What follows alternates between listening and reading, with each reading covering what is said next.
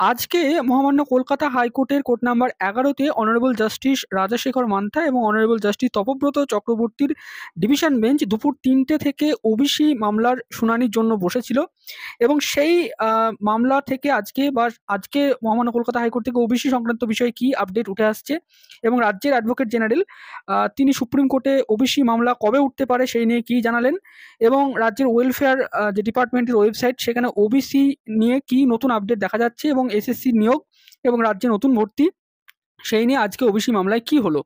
তো আজকে দুপুর 3টে থেকে এই মামলার শুনানি হওয়ার কথা ছিল।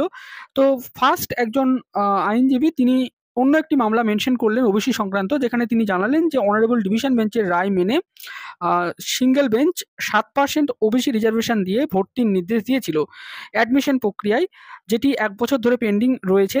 তো রাজ্য সরকার সেই বিষয়ে মামলাটিকে চ্যালেঞ্জ করে অ্যাপিল কোর্টে যায় এবং অ্যাপিল কোর্ট কিন্তু এই যে স্পেশাল বেঞ্চ ওবিসি সংক্রান্ত সেই বেঞ্চে সেই মামলাটিকে পাঠিয়েছে। অতএব তিনি সেই মামলাটিকে দ্রুত শুনানির জন্য মেনশন আজকে করলেন।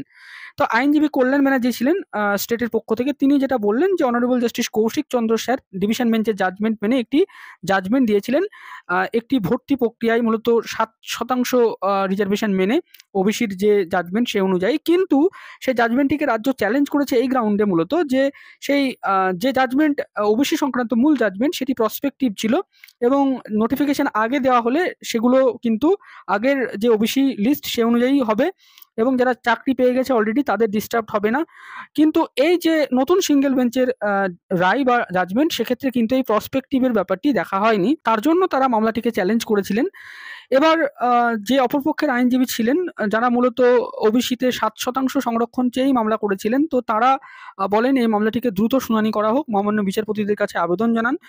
মহামান্য বিচারপতিরা বলেন যে 24শে জুলাই যেহেতু এই সংক্রান্ত বিভিন্ন মামলা রয়েছে, অতএব সেই দিনকেই তিনি এই মামলাটিও শুনবেন তারা এবং আজকের যে বিভিন্ন মামলা সেটাকেও শুনবেন। কিন্তু আইনজীবী যারা ছিলেন মূলত তারা বলছিলেন যে ভর্তি প্রক্রিয়া এই সমস্ত বিষয়ে মানে 1 বছর ধরে পেন্ডিং রয়েছে, তো তাহলে এই ম্যাটারটিকে দ্রুত শুনানি করানো হোক।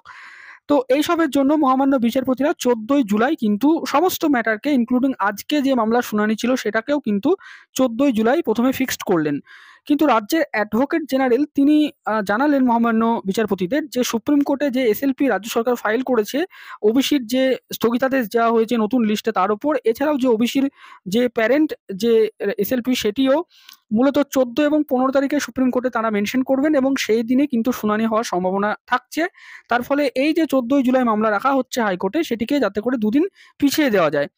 তো রাজ্য সরকারের সেই আবেদনে সাড়া দিয়ে মহামান্য বিচারপতিরা ওবিসি সংক্রান্ত যে মামলাগুলো সেগুলো 16ই জুলাই দুপুর 2টোর সময় কিন্তু আবার শুনানির জন্য রাখলেন। আজকের যে মামলাগুলো ছিল সেগুলো, তার পাশাপাশি নতুন যে মামলা মেনশন করা হলো সেগুলো এবং আগে যে 24শে জুলাই ম্যাটারগুলো ফিক্সড করা হয়েছিল সমস্ত মামলার 16ই জুলাই দুপুর 2টো থেকে শুনানি হবে। তো আজকে এই মামলার ওবিসি সংক্রান্ত বিষয়ে কোনো নতুন করে কিছুই শুনানি হয়নি।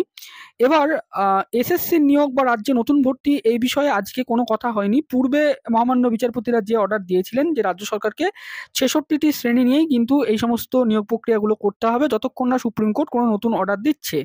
তো সেক্ষেত্রে আপনারা সকলেই জানেন যে এসএসসি নিয়োগের ক্ষেত্রে রাজ্য সরকার ফর্ম ফিল আপ করাচ্ছে, কিন্তু সেখানে কোনো ক্যাটাগরি এখনো অবধি রাখা হয়নি। বলা হয়েছে সুপ্রিম কোর্টের অর্ডার বা সুপ্রিম কোর্টের গতি প্রকৃতি দেখে তারা এ বিষয়ে সিদ্ধান্ত নেবেন, পরবর্তীতে তারা ক্যাটাগরি সিলেক্ট করাবেন। তো এবার আজকের মামলা সংক্রান্ত বিষয়ে আপনাদের আপডেট জানালাম। এবার ওয়েবসাইটে ওবিসি নিয়ে নতুন কি আপডেট দেখা যাচ্ছে সেইটি আপনাদেরকে আমি বলার চেষ্টা করছি।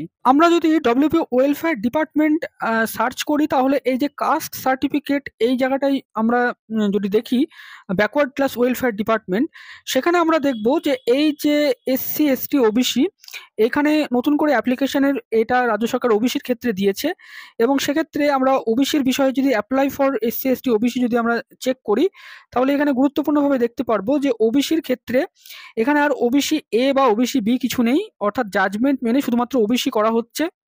এবং সিলেক্ট ফ্রম দ্য লিস্টে যদি আমরা যাই তাহলে দেখব 2010-এর আগে যে বৈধ ওবিসিগুলো সেগুলোই মূলত লিস্টে রয়েছে, অর্থাৎ নতুন করে ওবিসি অ্যাপ্লাই করা যাচ্ছে সার্টিফিকেট, কিন্তু সেটা শুধুমাত্র ওবিসি সার্টিফিকেট, ওবিসি এ বা ওবিসি বি কিছু নয়। এবং সেক্ষেত্রে পূর্বের যে কাস্টগুলো সেগুলোই কিন্তু ওবিসি, বৈধ ওবিসি হিসাবে এই মুহূর্তে রয়েছে। রাজ্যের যে ব্যাকওয়ার্ড ক্লাস ওয়েলফেয়ার ডিপার্টমেন্ট সেই ওয়েবসাইটে নতুন ওবিসি বানানোর ক্ষেত্রে সার্টিফিকেট। তো এইটা একটা গুরুত্বপূর্ণ আপডেট যে রাজ্য সরকার তাহলে হাইকোর্টের জাজমেন্টটাকে আপাত অর্থে কিন্তু এক্ষেত্রে ইমপ্লিমেন্ট করছে। তো এখন সুপ্রিম কোর্টে মামলা উঠবে। সুপ্রিম কোর্টে যদি মামলা উঠে তাহলে সেখান থেকে যদি নতুন কোনো নির্দেশ না আসে তাহলে কিন্তু হাইকোর্টের এই যে জাজমেন্ট সেটাকে মেনেই কিন্তু রাজ্যকে এবার ভর্তি প্রক্রিয়া বা নতুন নিয়োগ প্রক্রিয়া সেগুলোকে চালাতে হবে। তো আজকের আপডেট এতটুকুই। ভিডিওটি শেষ অবধি দেখার জন্য আপনাদের সকলকে জানাই অসংখ্য ধন্যবাদ।